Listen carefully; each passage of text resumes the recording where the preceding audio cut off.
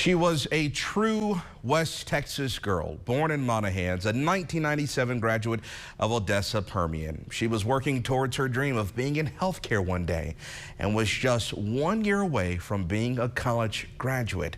But tragically, there was someone out there who wanted to make sure that Stefanie Hill never got to walk the stage.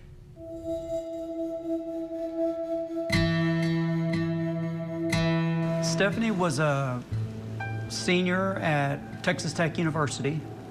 She's very quiet, she's very sweet.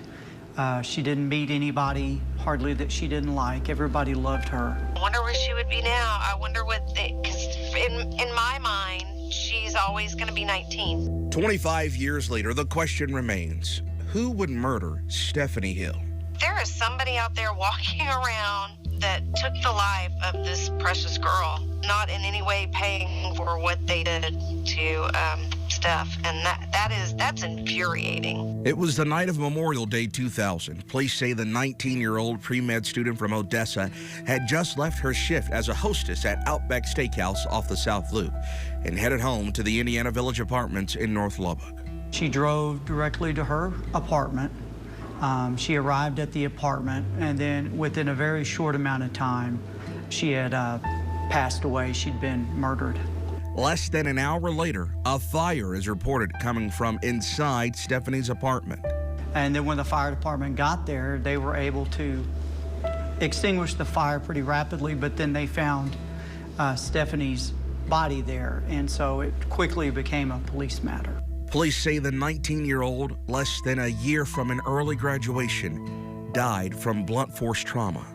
There was some indication that somebody had come in. There was very, very few signs of anything forced entry-wise. Somebody had easy access that, you know, it was not a challenge. In a 2019 interview we did with Stefanie's best friend, Heather Rosengrantz-Grubbs, she remembered the call she got with the earth-shattering news and then the piercing thoughts she had next. I believe it's someone that we knew. I do. At the time, witnesses in the area claimed that they had seen a man near Stefanie's apartment just moments after the fire broke out. While Lubbock Police Detective Zach Johnson says the department still isn't ready to confirm the exact gender of said person. There was an unknown individual, very few details, just in that immediate area. But, you know, you have a lot of foot traffic. Johnson says with no suspect, police at the time began a, quote, textbook investigation. Identify witnesses, you bring them in, you get statements from them, you identify victimology, you know, you try to figure out everybody around her. But as the days and weeks go by with no answer, Johnson admits that the work for detectives just gets tougher.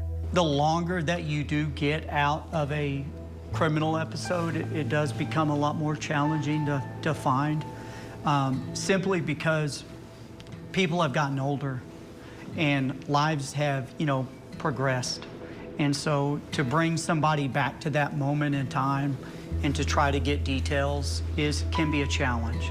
And so we took the liberty to ask Johnson what others have wondered, if the fire inside Stefanie's apartment that night destroyed crucial evidence.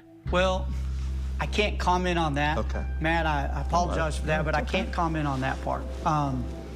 What I can tell you, as far as an investigation standpoint, evidence standpoint, I look at it, never mind the cliche, but as a fine-oiled machine, and we've got a lot of gas to burn. But even as 1 year turns to 10 and 10 turns to now 25, Johnson and his team are refusing to call Stefanie's murder a cold case. There's always that information that, as an investigator, you're hoping, man, if I could have that information, boy, that would sure help me out. Because that's like Homicide 101. Somebody knows something. As for those family members and friends who never got to see Stefanie graduate from Texas Tech or fulfill her dream of going off to med school, Johnson says Lubbock police have made a promise that they fully intend to keep. It's still a personal tragedy for them.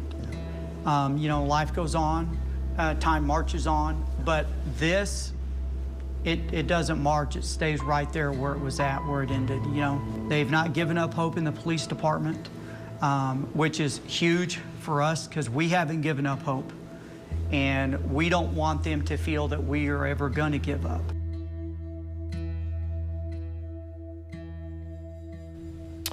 And while, yes, it has been more than 2 decades, Lubbock police say if you know anything, if you lived at the Indiana Village Apartments back then, if you dined at the Outback Steakhouse that night, or if you just noticed something odd regarding Stefanie from Memorial Day 2000, call the crime line immediately at 806-741-1000.